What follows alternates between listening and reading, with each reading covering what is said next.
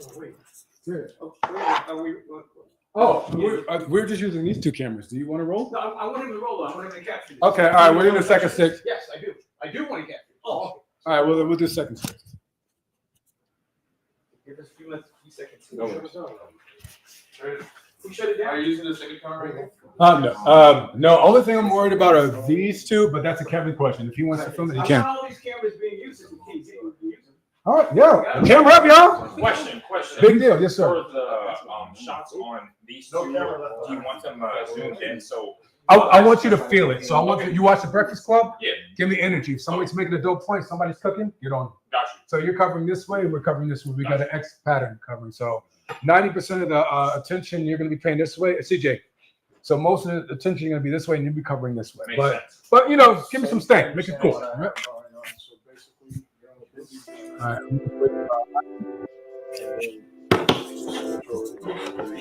So we gotta do this thing. So you'll do that, and you'll hand it to me. Yeah. Fair enough.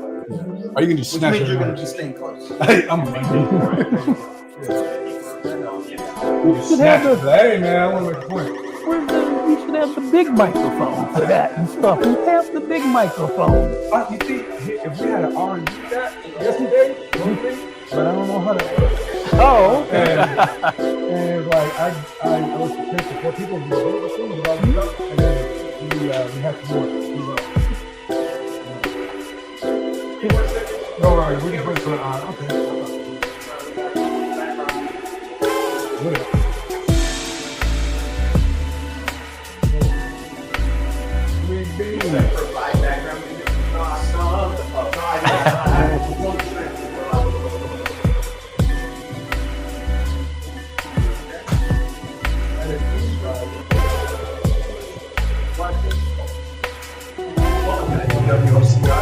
Anybody need any water? Dude, I'll take a water if you got water. That'd be good. Yeah, I could go with one.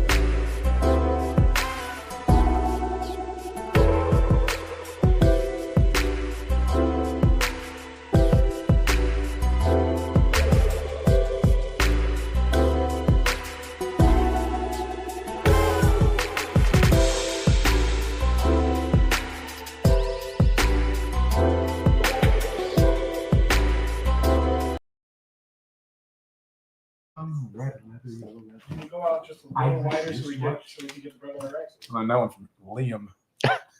Irish wristwatch. We going? Is it the wrong one? It's about wrong.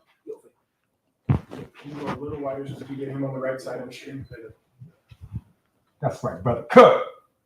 Excellence right there. Cook, brother. Right. There we go. Good. Thank you. Right.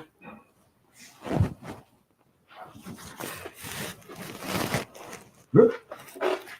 You can actually turn a little more that way so that they're centered and a little this side. Turn more. To the And right. guys, I don't like static stuff, so dance, fine, zoom, all this stuff. Try not to crash zoom it, but you know, we need somewhat energy. I'm gonna give you The the lost honest. the one that was in the Good. already. Is it working? Is it rolling? No, you have to be Okay. down. Are we good to just go or what? Wait for it. Just get Anybody else want water? Okay, Before we where's close the the door? my guy? Where's Kevin? Where's the other Kevin? Kevin's right. No, yeah, Uh, because he switched card. I don't want to formatting. I want to go shopping. Hold on, Here, hold on. he I switched. got you here. All right, let's just cut everything. Cut. All right, cutting. Got it. Yeah, just cut everything. Whenever I talk, man, I want it to be a pop zoom No. and a Dutch And angle. the Dutch angle? Yeah, yeah. So when I start talking, it's just like, You will get up. And whatever he says, You will get a you do that low shit. creek. You will get a low creek. yeah, There. and I'll Yeah. You're gonna get up. and I'll give a Kubrick stare when you do it and stuff.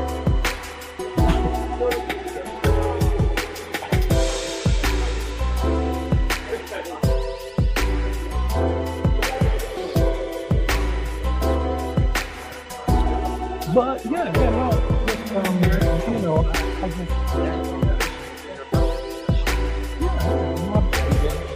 No, it's Yeah, but I could not. Yeah, I was really. watching. I was like, you know, before Thank you. All the rooms are packed. short film. Wild. Wild. And Live action. And I I'm really paying, had I'm to gonna teach pull them in myself the after right place. Yeah. Yeah. to handle all the visuals. You start walking in, I'm like, You know, I had a oh.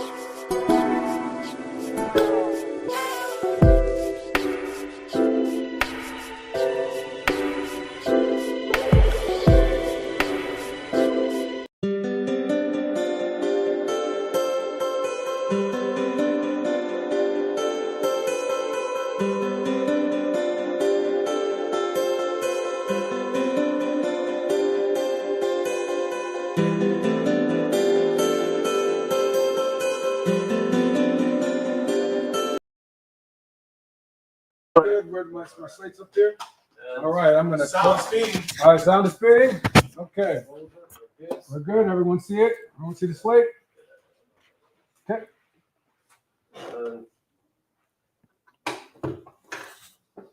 Yep. All right, Charlie 2. All right. I think we are ready to cook. There we go. All right. Hey, I really get warmed up after an hour and a half. Okay, there we go.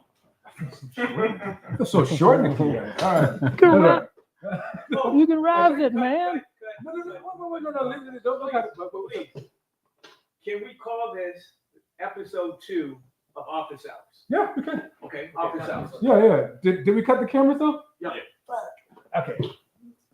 This is episode 2 of Office Hours. Do you want me to let that? I just let these roll and you want. Well, if we cut the camera, let's cut the sound and everything. But for the most part, we can pick it up just because it's only one shot. All right, Yeah. all of it's been. Yeah, I'm ready to cut it. So Yeah. Okay, it's fine. All right. You know when to roll. all right, sound speeding. That's great. Rolling one front, I'm ready, and camera is rolling too. Okay. That's it. Good. Yep. Charlie 3. Okay. What's this called again, Kevin? Office Hours. Office Hours. This is what is it? Episode 3? 2. 2. 3. No, it's 3. I'll do both. Were the 2 segments we shot earlier one episode or 2? I'll do both. 2 episodes. Then we're on So 3. Episode 3.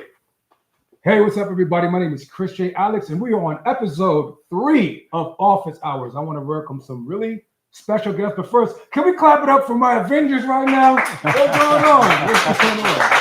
So, we're going to have everybody introduce themselves. We're going to have a really interesting talk about AI. I know the elephant is in the building, and it is trunking along. So please introduce yourself. Tell us your name and your game. My name is Ben Ramsey. I'm a writer, producer, director, semi-retired, recently unretired due to AI, and I'm having a blast. I'm just having a good time. All right. And this is episode 3. We haven't found our stride yet, so we're going to share microphones. So just give it the program. Here we go. How are you guys? I'm Jeffrey Thompson. I'm here because I was 11 years at the Walt Disney Company, where at the time we were arguing about whether animation should be hand-drawn versus computer animation. And now we're talking about on steroids AI. Most recently, I'm an executive at Oracle Corporation. Oracle sounds boring as my shirt, I know. However, let me just say this. It should not be overlooked that technology and media are merging. Paramount is all about getting bought by a technology company. Amazon bought MGM. You're going to see you have Apple TV growing quite rapidly. YouTube is crushing it. My point is that what's going to drive AI, and my background is the fact that technology is meeting media and creativity. Take it away, brother. Hey, I'm Keith Aram from PCB Productions. Most people know us for our video game work. We've been working in the game industry since the early 90s with Virgin Interactive and Electronic Arts. And then PCB not only does a lot of AAA video game work, but we also do a lot of original creative works with our graphic novels and now our own original motion pictures. So we've been using AI for over 20 years. So this isn't kind of a new thing, but you've seen the analog revolution, the digital revolution, and now the AI revolution. So it's interesting to see how creatives are embracing it. Okay. Hi, I'm Drew McClellan. I'm the chair of the Cinematic Arts Department at the Los Angeles County High School for the Arts. I'm also an adjunct professor at USC School of Cinematic Arts, where I teach visual structure and cinematic design. And excited to have a lively conversation. This is a great panel with very diverse backgrounds. I'm excited to engage. Thank you. Thank you for having me. I'm Christian Alex. I'm an actor. I'm a writing, directing actor, and the guy who just wants to tell really cool stories. I'm working with these gentlemen either directly or indirectly. And let's just jump right into it. So, guys, the future is here.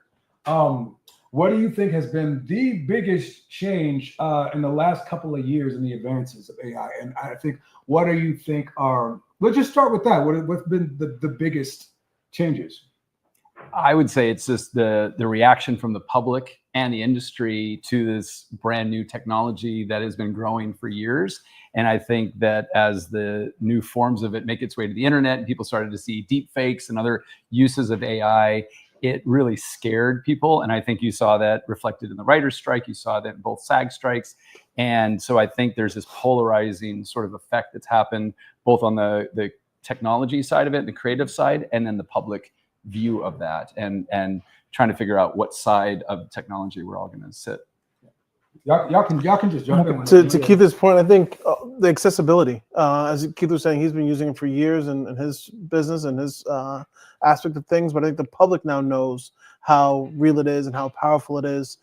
So for it to be able to get out where your grandmother can type in, what are some good recipes to make or how to adjust a recipe, now everyone understands how powerful AI is and how it's going to affect every aspect of your life. So I think just getting more accustomed to it has been huge evolution. I think that the biggest change right now is public is starting to adopt it more and more. Before there was just almost visceral hatred of it, and if you mentioned that you were working with AI, you were the devil, you were like, you were sit and get back. But people are starting to embrace it more. And all of a sudden now I got, friends sending me like Bigfoot Yeti videos saying, did you see this? McDonald's things that McDonald's music videos and stuff. So in terms of change, though, with AI and stuff, give it a week and there's a new change stuff. It's Christmas every day in the AI field. I'm going to say one more thing. Costs have come down. At the same time, creatives we're creating a whole new group of creatives that aren't afraid of AI. The reason I mentioned the mergers in the business and macro business environment earlier is because Facebook and Google and TikTok and Amazon and Apple, and you just go through the list, Microsoft, of those folks that own AI technologies, they're going to see to it that the technology keeps being adaptable and easy to use. And now it becomes, can Hollywood create this universe of being able to explore this in a way that works, right? I worked on 3D at Disney. Anybody seen recent 3D movie? Thank you, because you guys are insiders. Most of the world has not. So the fact is we can do all these technologies, but if consumers don't adapt them, because they're easy to use, easy to watch, they believe to be real, it won't matter what the technologists do. It's got to be real and compelling. But it's been a change too. It's like I started in the music industry, and in the 90s, as the music industry was kind of struggling just because of the economy, you had this new technology of digital technology coming out to share tech. And the biggest fear was that piracy was going to change all that. And you had like CBS Records, that owned probably the largest music catalog in the world, was fighting probably the hardest against companies like Sony that's rolling out all this new technology. So Sony's answer was to buy CBS, right? And what happened was that ushered in this new era of not only piracy and digital copying, but it kind of showed the internet, as that was also exploding, that media was easy to share. And it was almost like the public felt an ownership over that. And you had all these sort of Napster and other sort of platforms coming out and freely sharing that. And that's where you saw Google and other platforms starting to share that technology. And I think you're starting to see that same accessibility as you're talking about being in the hands of someone who's sitting outside of Hollywood. Someone in Iowa can then prompt a really amazing, AI film. And if they have a good idea with the right tools, they can now be at the level of a Hollywood filmmaker. And I think that accessibility has really changed people's perception, good and bad, of what we can create. To add to your point, seeing that so many people know so much about the process, now I feel like it's inherently much more difficult to make either a narrative thing, whether it be a video game or whether it be like a movie, for the modern audience, because they know so much about the process. And then essentially what YouTube and all these platforms have essentially made everyone storytellers. So you give them access to tools like AI, where now, everybody got a sword, but not necessarily everybody with a sword is samurai, right? So, I mean, what do you guys gauge it on? I mean, when everyone's like, to bring it to like a line in the Expendables, or not the Expendables, the Incredibles, if everyone has a superpower, no one's a superhero, right? So what do you guys gauge? What's your take on that? On people having access to essentially leveling up to be on the same playing field? Well, I personally, I think it's the same as social media. Millions of people are on social media, but only the cream rises to the top. I mean, pretty soon we're going to get to the point where people don't care. It's like, wow, that's great for AI. It's going to get past that, and it's going to be, that's great or it's not great. It's going to come down to what it's always come down to. Is the story good? Is the acting compelling? Are the characters compelling? Am I enjoying this? Is this fun to watch? Is this deep? Is this, does this move me in some kind of way? The average audience, they don't care how it's made. They're not thinking about how it's made. They're like, oh, that's cool. And that's, and that's where, we need to evolve from here. But one of the points when we were kind of cooking back there is that I think a lot of the fear and anger and hatred about AI filmmaking comes from the fact that we're calling it filmmaking. And I personally don't consider it filmmaking. I don't consider what I do with AI filmmaking. I consider it for what it is. It's animation, in that if you're looking at a screen and there are people on screen and these people don't exist in real life, that's not filmmaking. That's animation. I don't care how realistic it looks. So once you put it in the realm of animation, I think the fear kind of subsides and people start to understand, oh, the actors came in, they did a voiceover, they did motion capture, but what I'm looking at is animation, not a replacement, but just another form of storytelling. And to your point earlier, there, even in the world of animation, there was this huge revolution that happened when 3D came in. You had everything being hand-drawn, and then this little company called Pixar comes along and starts doing movies as 3D films. And then suddenly everyone realizes that everything's going to be 3D.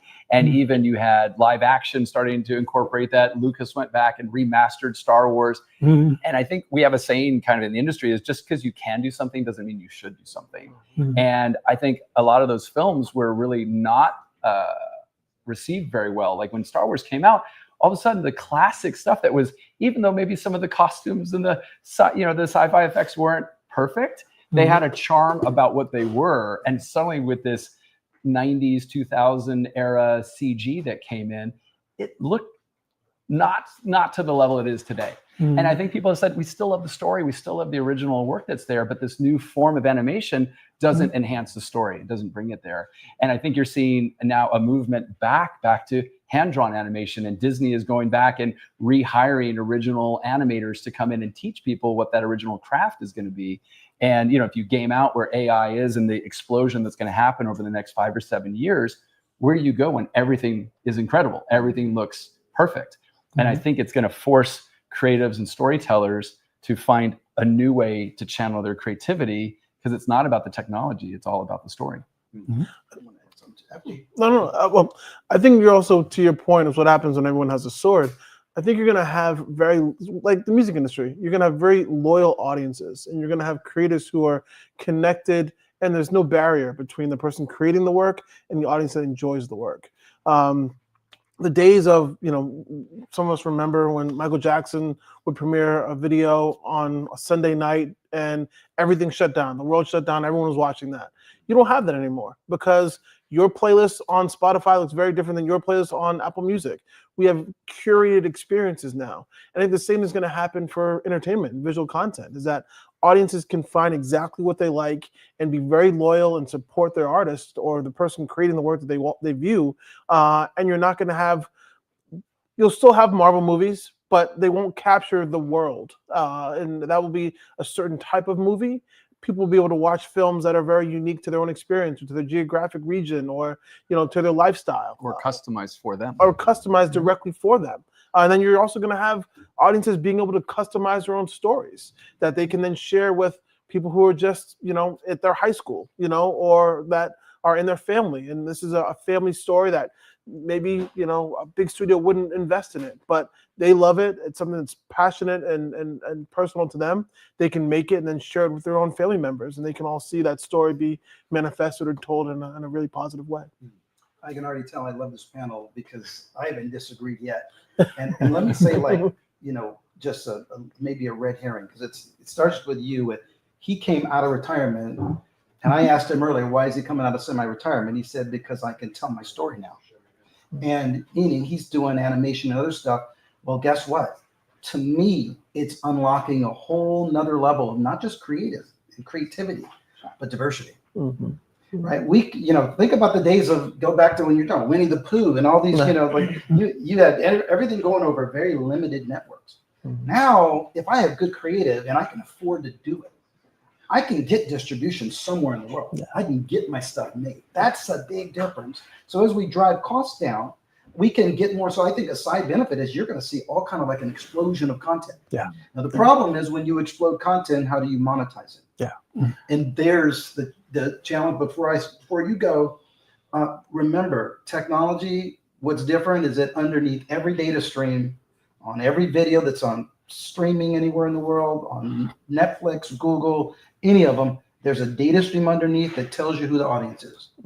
And matching that audience, that small slice of an audience is powerful. We've never really been able to do that before.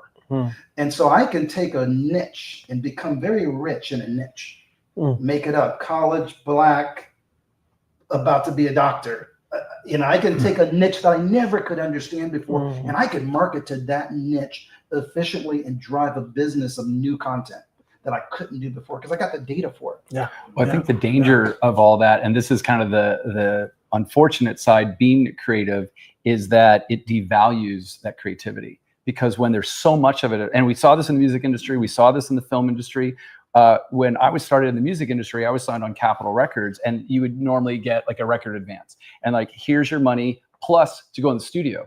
And you had a lot of bands who were saying, I'll take that money, I'll get some studio recording equipment, and I'll record in my bedroom. and do it myself. And there's a lot of albums that came out in the 90s that were all done by the bands. Now, why the fidelity wasn't as great as it could be if we went to $1 million studio, but the fans didn't care. It was good music. And I think the other industries are like, yeah, well, that's not going to happen to us. Suddenly you had like, what was it, Canon XL1 and DV cameras, and you started to have films being done on DV. I think even 28 Days Later and all these early films were just showing that they could do something. It was about good storytelling, not the $1 million recording studio. And all of a sudden you had from going from a film pitch into, oh, I'll do a proof of concept, until, oh, here's a movie, and like, here's a negative pickup deal, and like, I can't get a deal for my movie, and it's already finished, because there's so much creative that's so good at that level that now that creator economy almost doesn't have the distribution. And I think that's what's really scary, is that you've got, you know, if you look at any of the streaming channels, any of the networks that's there, they pale in comparison to YouTube. So you have this creator economy that can't monetize, but the content is coming out faster than people can consume it. So with so much there, where's the value in that for a creator? So if you do rise to the top and you have something that's really the best, how do you then, as a creator, use the technology to then monetize it so you can sustain yourself? Because otherwise they're like, well, I'll just get to the next guy. He's got an AI tool too. And that's the danger that's underneath all of that. I think to that point too, I think the economy, how things get funded changes. And you look at what's happening with streaming. You look at like Kai Cenat, and they're doing these brand deals. And I think now you're going to see brands really start to reach out even more, as they are to creators, and saying, hey, we just want you to throw a pack of Skittles somewhere, in there. Just like with E.T. That's how we all know the story of E.T. and Reese's Pieces, BMW Films. BMW, I remember that with Clive great. Owens. That was great. And Yeah. so I think you'll start to see brands have more influence, but also not want to have their product up front. Because I think we all know that this generation doesn't want to be really marketed directly to. They kind of want, through osmosis, to see the Someone product. to tell you about it. Exactly. Right. Someone to tell them, they trust their friend or their circle more than they do some executive telling them why you should buy the product. So I think you'll see how things get funded change a little bit, where you're not getting upfront, or you will get upfront, but it's from a brand who has an agenda, not necessarily a studio who's saying we want to develop your ideas. The ideas will get developed by the creators, and because they know the audience best. And then the brands will just come in and be able to ride that wave. And that's why licensing is so important right now. Like the big thing that with all the strikes that are happening and everything that's happened and the fear of AI, it's because people don't want to lose sense of identity, who they are.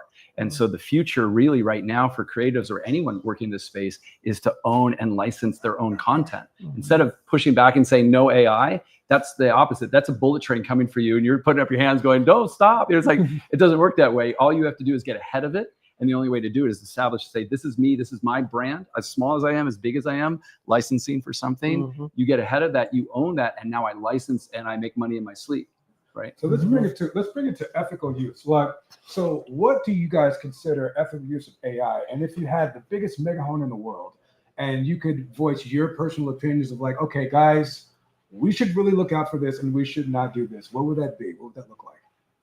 I mean, for me, I'm starting a movie that's starting next year, and we're using these amazing AI teams. And as scary and ethical as those concerns are, it's still about good storytelling and talent.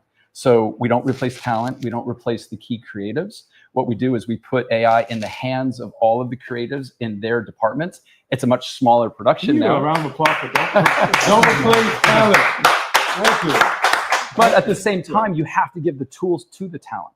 Because if you put it in the hands of someone who's just in it for the money, sure, they'll replace everybody because you can.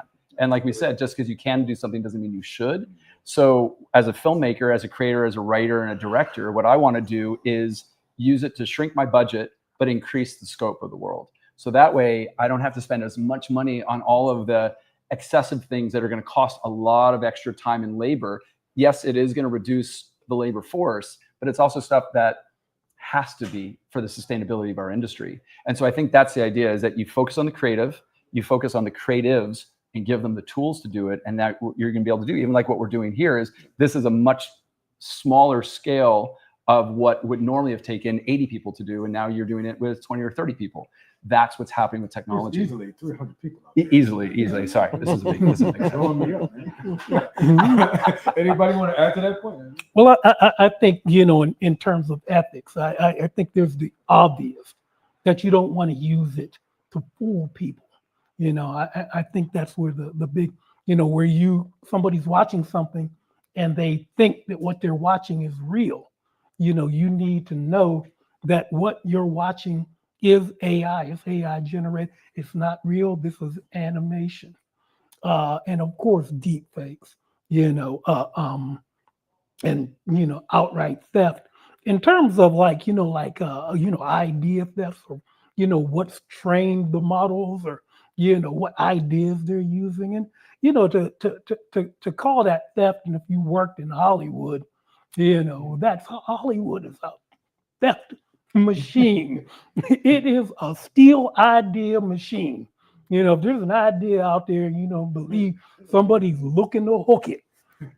So And that's why licensing is important, because you had Michael Jackson and Marilyn Monroe and Elvis come back before AI to do these hologram performances. You see what they're doing with ABBA in England with their, the Voyage, the show that they're doing there. And that's all ethical use without even using AI. It's using the same technology, but it's all licensing to protect those creators. Yeah. And I think, to go a little further on your stuff, that, that is licensing your image, your persona, what you do, and marketing it. That is another source of revenue streaming and stuff. Even like boom, people are doing this. They're doing these faceless YouTube channels and stuff. Where did you talk about this? And then all of a sudden, here's Chris J. Alex and stuff, the digital version. And 80% Talking about of the work is being done outside of the United States. So as much as we're saying, well, we're protected by laws and we're protected by our ethics and we're protected by our sets of standards, 80% of this work is being done outside of the US. So the more that we fight about it here and not get ahead of it means we're getting behind the entire world, because they're not going to have the same moral value. If you look at how IP is treated in China, for example, it's not that it's theft, it's that no one's taking advantage of this opportunity, so they will then use it. And when I had early works of ours pirated, we were like so offended, saying, how could people in other countries steal this the same way a deep fake would take someone's property or something else to that point? And they were like, well, no one was here doing this, so that was an opportunity, as opposed to, oh, I should go to the United States and license that. And I think those are going to be the educational things that's going to be hard for us to spread worldwide, because it's moving so fast. So this was a great conversation. We don't have the answers, but I will say is that I think we're going to be in a situation where the tools are so powerful that you're going to continue to get exploration on the tools. And that will mean we're probably going to have a lot of litigation. If anyone remembers with YouTube, when they started, remember the music beds under YouTube, that was, lawsuit central. When Google bought YouTube, I know it's not a history lesson, but just, we've been here before. If consumers adapt it, they're going to find a way. Like I can put something up on Meta now, and I got all kind of music, new music, old music. I can put up, Lou Rawls. I got all kind of music.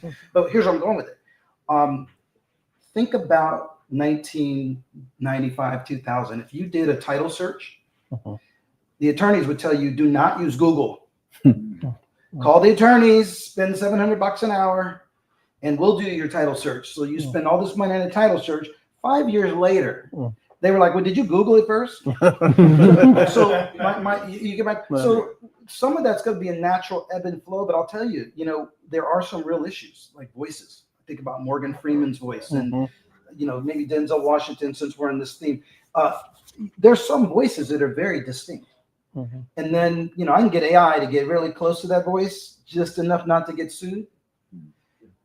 But there's going to be some challenge. We just went through an 11-month strike specifically about voices in video games, right? That's the main industry we work on, where we're recording celebrities and voice actors and performance capture. And the same issues of like licensing. This is why, instead of fighting and saying no AI or trying to tax it or try to block it, is to say, I need to be able to identify my voice. James Earl Jones was probably one of the first actors to say, this is my voice, and I'm going to license this to the Lucas family to be able to use this across all of the Star Wars projects because I know I'm not going to be around in the future. And that model, good or bad, is going to be the sustainability of at least recognizable talent, right? Because Morgan Freeman you always hear that, right? And there's been people who have imitated his voice, but, and trademark or copyright aside, the problem is if I can generate that using text or voice to voice or generative, that's a scary thing for a lot of talent. Speaking of which, all right, so if you seeing where we came from and where we're going to, what do you think the next big thing or the next big milestone of AI is going to be? I'd like to get your opinion on that. The next big milestone of AI. Yeah. Oh, wow.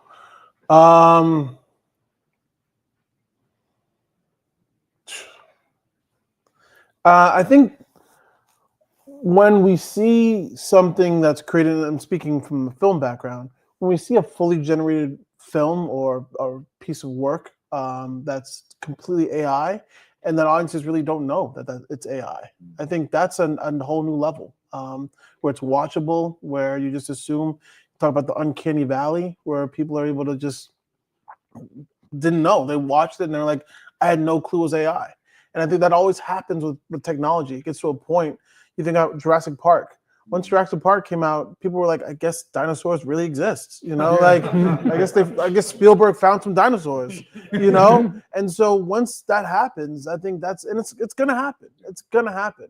I think that's gonna be a huge milestone that sends things in a whole new direction, that everyone's gonna be chasing whatever that group of creators did to tell the story that people really had no clue that AI had anything to do with it. Now, to your point, do you think now, not to get too big into the woods, now, do you think that we've already been seeing stuff, and then now it's like, some people would argue that the best CG is the CG we never knew existed.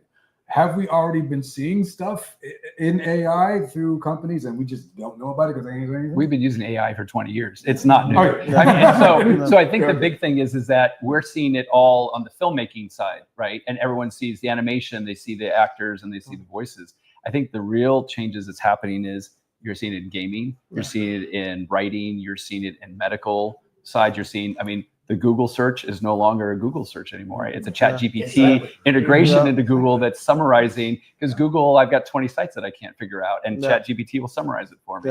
So I think the bigger things are actually happening behind the scenes that we're not seeing, and we're seeing all the bells and whistles and the eye candy that's scaring us, but at the same time, there's bigger changes happening behind Y'all cooking. I love this. Let's take a little pause just to make sure that our microphones are okay, and then we're gonna be right back. But yeah, stay on the train of thought. Y'all cooking. Y'all cooking. All right. Let's cut.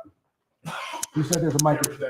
Camera sets. And this one will be done in about probably 38 seconds. Okay. Well, we need to. Yeah. Okay. Yeah, you're gone. Well, I think It's already done. take this. All right, CJ, take this camera. We're right in the middle. We're gonna at least do it out.